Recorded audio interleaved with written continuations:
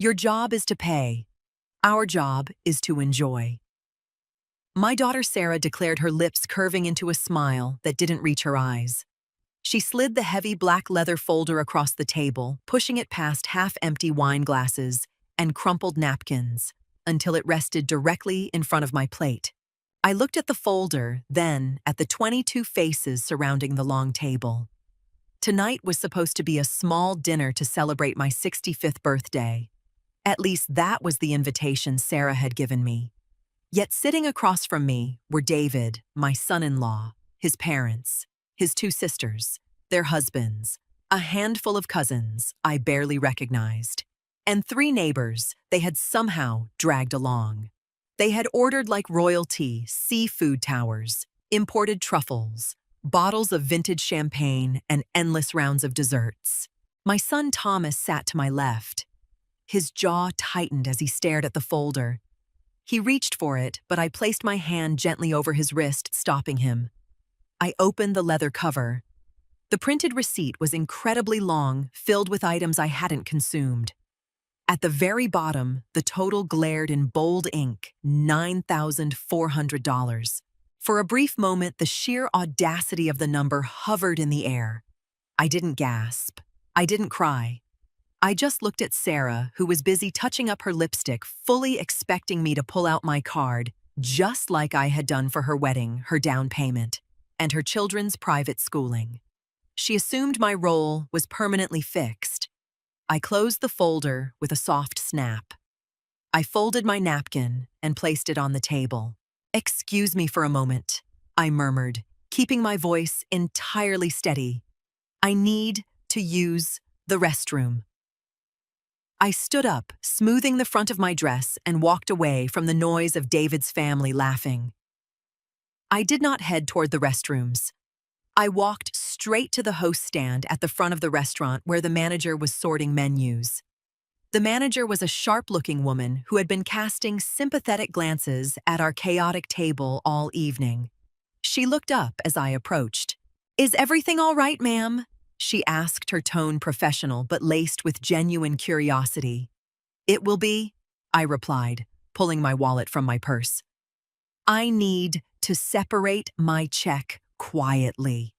I am paying only for myself and the gentleman sitting to my immediate left." She tapped the screen of her terminal, her eyes flicking toward the private dining area. Certainly, that was the grilled salmon, 1 steak, 2 side salads, and 2 iced teas. Correct. That comes to $180. I handed her my credit card. While the machine processed, I pulled out a $100 bill and laid it on the counter. "This is for the server. He has worked incredibly hard tonight. However, when you return the black folder to the table, please hand it directly to the man sitting at the head of the table. My son-in-law, David." The manager's expression remained perfectly neutral, but I caught a faint glimmer of respect in her eyes. "Understood perfectly, ma'am." I signed the receipt, tucked my card away, and walked back into the dining room. I took my seat next to Thomas. He raised an eyebrow in question. I gave him a minuscule nod. David was loudly detailing a golf trip he wanted to take next spring. Sarah was nodding along, entirely unbothered. I picked up my water glass and took a slow sip. At exactly 10:47 p.m., the server approached our table. He bypassed me completely, walking straight to the head of the table. He placed the heavy leather folder down next to David's coffee cup. "Whenever you are ready, sir." The server announced, his voice carrying clearly over the chatter. "The remaining balance is $9,220. The laughter cut off instantly. The silence that fell over the room was so heavy you could hear the ice shifting in the water pitchers. David blinked at the folder, then at the server, his mind clearly struggling to process the words. He slowly opened the book, his face draining of color. "Wait, there's a mistake," David stammered, looking around. "Grace is covering this." He pointed at me. 20 pairs of eyes instantly shifted my way. I set my water glass down. No, I corrected him, my tone conversational. I paid for my meal and Thomas's meal. The rest belongs to the people who ordered it. Sarah's jaw dropped. She gripped the edge of the table. Mom, what are you doing? Stop joking. Pay the bill. I am not joking, Sarah, I replied. You invited 20 extra people to my birthday dinner and ordered thousands of dollars in alcohol. I don't drink. I am not funding a party I didn't agree to host. Panic rippled through David's extended family. A cousin across the table hurriedly pushed away a half-eaten dessert. David's mother looked entirely scandalized. You can't do this, Sarah hissed, her voice cracking. We don't have this kind of money in our checking account right now. Then you should have looked at the prices before you treated my wallet as your personal property, I answered. I picked up my purse and stood. Thomas immediately stood with me, grabbing his jacket. Mom, if you walk out that door, I will never speak to you again. Sarah threatened, her face flushed with embarrassment and anger. It was an old threat, one she had used since she was a teenager to get her way. I looked at her, truly looked at her, and realized the fear I used to feel at those words was completely gone. Enjoy your evening, I offered simply. Thomas and I walked out of the restaurant. We didn't look back, even as David's raised voice began echoing from the dining room, arguing with his own father about who had ordered the expensive Bordeaux. The next morning, the house was wonderfully quiet. I brewed a pot of Darjeeling tea and sat at my kitchen island. I checked my phone. There were 47 unread text messages and 12 missed calls. Most were from Sarah, ranging from furious demands to guilt-tripping paragraphs. I had to put it on 3 different credit cards. David's parents think you are insane. You humiliated me. I didn't reply to a single one. Instead, I opened my laptop and logged into my bank account. For the past 5 years, Sarah had carried a credit card tied directly to my primary account. It started as an emergency fund when she was pregnant with the twins, but recently it had morphed into her daily spending card. Groceries, gas, hair, appointments. I had let it slide to keep the peace. I clicked on Manage Cards, selected her name, and hit Remove Authorized User. The screen loaded for a second, then confirmed the card was deactivated. Next, I went to my scheduled transfers. There was a recurring monthly payment of $800 going to David's account labeled Kids Tutoring and Sports. I hit Cancel. Thomas called around 10 o'clock. Morning, Mom. You surviving the fallout. I'm having a lovely morning, actually. I answered, watching a blue jay land on my bird feeder. Sarah called me screaming at 6 a.m. Thomas chuckled. I blocked her number for the weekend. You should do the same. I'm fine, I assured him. Just before noon, my phone lit up with a new text from Sarah. Mom. My card just declined at the grocery store. The cashier is staring at me. Call the bank now and fix this. I felt a strange sense of calm wash over me. For years, I had believed that being a good mother meant buffering my daughter from the consequences of her own choices. I thought my financial support bought family harmony. It hadn't. It had only purchased entitlement. Now, the bank was closed and my mind was entirely at peace. I set the phone face down on the granite counter and went back to my crossword puzzle. There was nothing to fix. They didn't wait long to confront me in person. Early Sunday afternoon, I was in the backyard wearing my gardening gloves and pruning the overgrown hydrangeas. I heard a car engine cut off abruptly in my driveway, followed by the heavy slam of car doors. Sarah and David marched through the side gate. They didn't have the twins with them. Sarah looked exhausted, her hair pulled back into a messy knot. David just looked furious. We need to talk, Sarah demanded, crossing her arms as she stomped onto the patio. I clipped a dead branch, placed it in my bucket, and turned to face them. Hello, Sarah? David. Don't give me that calm voice, she snapped. You cut off my card without warning. You humiliated us on Friday. What is wrong with you? David stepped forward, trying to use his height to intimidate me. You left us in a terrible spot, Grace. We had to move money out of our savings. You owe us an apology, and you need to turn that card back on right now. I slowly peeled off my gardening gloves and set my shears on the patio table. I didn't raise my voice. I didn't argue about who was right. The credit card is permanently closed, I stated clearly. The monthly transfers are canceled. You are both in your late 30s holding full-time jobs. You do not need my money to survive. This is about the dinner, isn't it? Sarah sneered. You're throwing a tantrum over one meal? I held out my right hand palm up. Sarah, please give me the spare house key I gave you. She blinked, caught off guard. What? No! What if there's an emergency? I have Thomas for emergencies, I replied. When she didn't move, I simply nodded. I picked up my gardening tools and walked past them into the garage. I pressed the button on the wall to lower the main door, unplug the motor unit from the ceiling, and firmly locked the deadbolt that led into my kitchen. They were still standing on the patio, realizing they could no longer just walk inside my home whenever they pleased. 2 weeks passed. The silence from Sarah was entirely intentional. She was utilizing her favorite weapon, withholding contact, expecting me to call her and offer a blank check to restore the relationship. I used the time to deep clean my house and reorganize my pantry. The mail arrived on a Tuesday, bringing a familiar envelope from the auto dealership. 3 years ago, David had wanted a luxury SUV.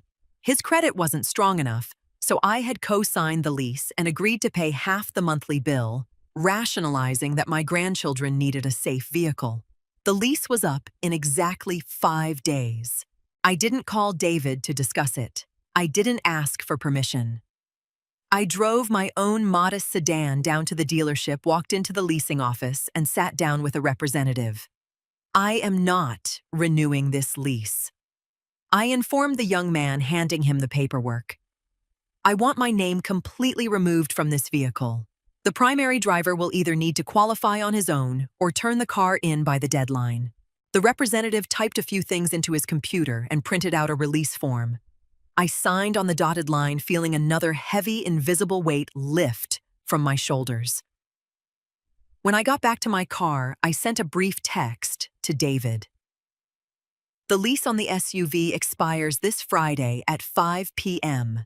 I have signed the release forms. You will need to qualify for the renewal independently or return the keys by the deadline. I will no longer be contributing. My phone rang 3 minutes later. I let it go to voicemail. David left a frantic shouting message about how he needed the car for work, how he didn't have time to secure financing, and how I was intentionally sabotaging his life. I deleted the voicemail without listening to it a second time. November arrived, bringing crisp air and the inevitable approach of Thanksgiving. For the last 10 years, my dining room had been the default location for the holiday. I would spend 3 days cooking, cleaning, and paying for enough turkey sides and pies to feed Sarah, David, and David's ever-expanding side of the family. On the second week of the month, Sarah sent me a text. It was a picture of a massive, handwritten grocery list. Followed by David's uncle is coming this year too, so we need a bigger turkey. Also, make sure you get the expensive, sparkling cider for the kids. She was testing the waters, assuming the holidays would force me back into my designated role. I didn't argue. I didn't send a long paragraph explaining my feelings. Instead, I called a lovely little bed and breakfast nestled in the mountains about 3 hours north. I booked their best suite for myself and a smaller room for Thomas. Once the confirmation email hit my inbox, I replied to Sarah's message. I won't be in town for Thanksgiving this year. Thomas and I are taking a trip. You have plenty of time to figure out your own dinner plans. Enjoy hosting. The response was instantaneous. What are you talking about? You always host. I don't know how to cook a turkey. David's whole family already bought plane tickets to come here. You can't do this to me. I put my phone on Do Not Disturb and walked into my kitchen to pour a fresh cup of coffee. The sheer panic in her texts was proof of how heavily they had relied on my invisible labor. I had been the foundation holding up their grand lifestyle, and the moment I stepped out of the way, they were terrified of the collapse. I spent the rest of the afternoon packing a small suitcase with thick sweaters and comfortable reading socks. I didn't feel a shred of guilt. The holiday was finally going to be a day of rest, not a day of servitude. The Thanksgiving fallout resulted in another month of total silence. Sarah and David apparently managed to order a pre-cooked meal from a local grocery store, though Thomas heard through the grapevine that David's family was deeply offended by the downgrade in hospitality. By mid-December, I was thoroughly enjoying the peace. My home was spotless, my bank account was growing, and I was sleeping 8 hours a night. Then, on a rainy Tuesday afternoon, the doorbell rang. I looked through the peephole. It was Sarah holding the hands of my 7-year-old twin grandchildren Maya and Leo. She was using them as a human shield, knowing I would never turn the children away in the rain. I unlocked the door and swung it open. Grandma the twins cheered running inside. "Hello, my loves." I greeted them warmly, helping them out of their wet coats. Sarah stepped inside, looking around nervously. She didn't have her usual demanding posture. "Hi, Mom." Sarah, I acknowledged, keeping my tone polite but distant. She followed me into the kitchen while the twins ran to the living room to play with the blocks I kept in the corner. "Look, Mom." This has gone on long enough. She started leaning against the counter. "Christmas is next week. The kids want their grandmother, and we really need help with their presents this year. Things are tight." I pulled a tin of cookies from the pantry and arranged a few on a plate for the kids. "I bought the twins a lovely set of books and some puzzles," I replied calmly. "They are wrapped and sitting under the tree." "You know that's not what I mean." She sighed, her frustration leaking out. "David wants to get them those electric scooters, and we can't swing it right now." "Then they won't get electric scooters," I answered simply. I picked up the plate of cookies and walked out of the kitchen, leaving her completely alone with her demands. Sarah followed me into the living room, her face twisting into a mask of pure victimhood. She didn't yell. Instead, she let her eyes well up with tears. "Why are you doing this to me?" she asked, her voice trembling. "Are you trying to punish me? You're abandoning your own family over money." I stopped watching the twins build their tower.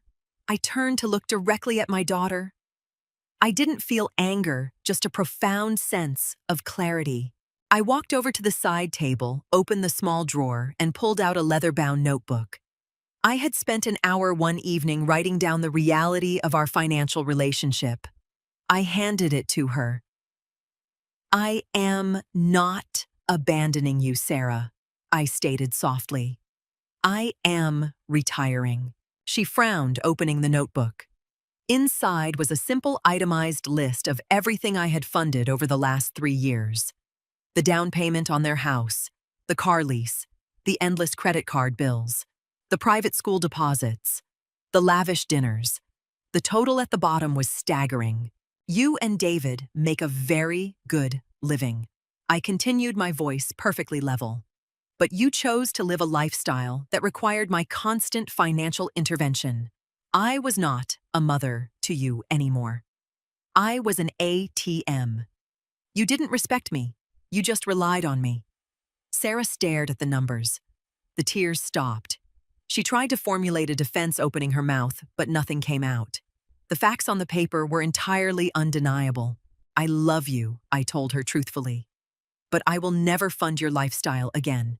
You are adults. Figure it out." I didn't wait for her to respond.